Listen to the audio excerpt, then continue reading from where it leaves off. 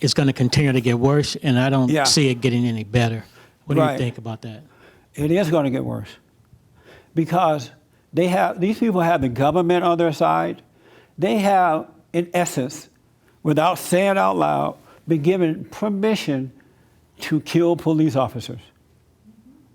That an environment has been created for these people to go out and kill cops. And it does seem like also the media is on their side. Right, the media is on their side. And then even the conservative media won't go all the way with the truth about what the real problem is. They won't really say it. And then I'm starting to hear even some of my conservative friends who are in the media, they're saying, I understand how black people feel because I have black friends who have been stopped by cops, even prominent ones been stopped by cops. So I understand how demeaning that is, right? And so they're starting to fall for it, not understanding that once you fall for a lie, then you're going to fall for everything else too. And yes, black Americans, especially men, have been stopped by police officers. I've been stopped by cops. It's been a long, long time though, but I've been stopped by cops. And I remember the last time that I was stopped, and it's been years ago. It looked like ever since I paid my car insurance and keep it up, I haven't been having any problems. But so I had my janitorial service, and I was on my way to work one night, me and another person that was working with me. And so all of a sudden, these cops came behind us and turned the siren thing on and stopped us. And they got out of the car, they were yelling, "Get out of the car." It was a man and a woman, a white man and a white woman, police officer. They're like, "Get out of the car, get out of the car." I'm like, oh my God, they're gonna kill me. What is going on here? And then we got out the car, "Get on your knees." I'm like, what's wrong? What scared me most about the whole ordeal is that the woman had the gun on me. And I thought she might freak out because she had the gun in her hand and screaming and yelling. And I'm thinking, this woman's going to accidentally kill me. You know, that's what was freaking me out. And then they asked us to show ID. We showed ID. And then they said, "Oh, we thought you were someone else." Some more black guys, right? And that was my last experience as being stopped by the cops. But I had sense enough to know that it had nothing to do with racism, because I already knew that black men were out of control anyway, right? They killing one another, they attacking white people, they don't respect authority, you know, and they've been told that the police are their enemies. So when they're stopped by cops, then they're going to act out anyway. And I knew that that was happening because we had not done anything about it in the black community. And so I knew it wasn't personal.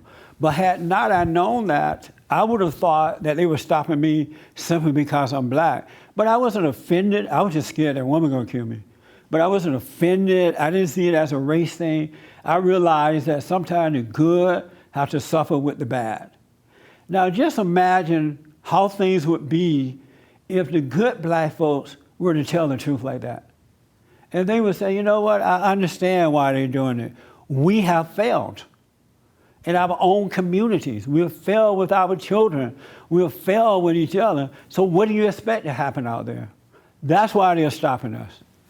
And if you understand that, it can't hurt your pride and all that kind of crap. Yes, yeah.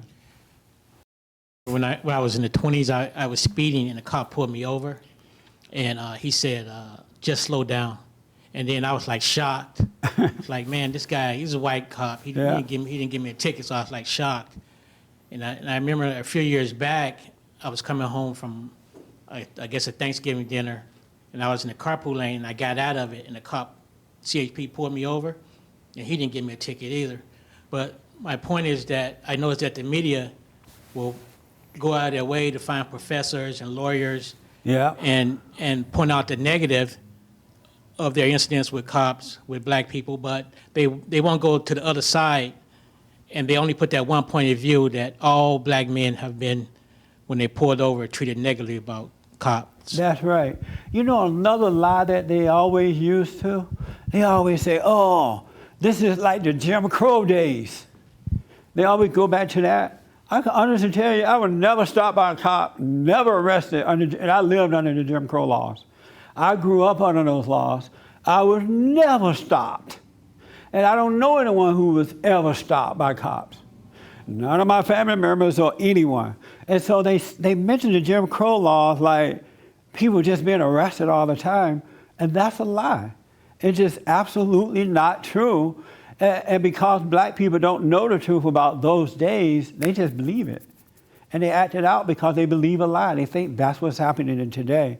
You know, God said that when you are born again, old things are passed away and all things are new, meaning that you don't reach back to Jim Crow days, or you don't, bring up all the old past that doesn't even exist anymore unless you want to manipulate someone, unless you want to use it as an excuse to destroy.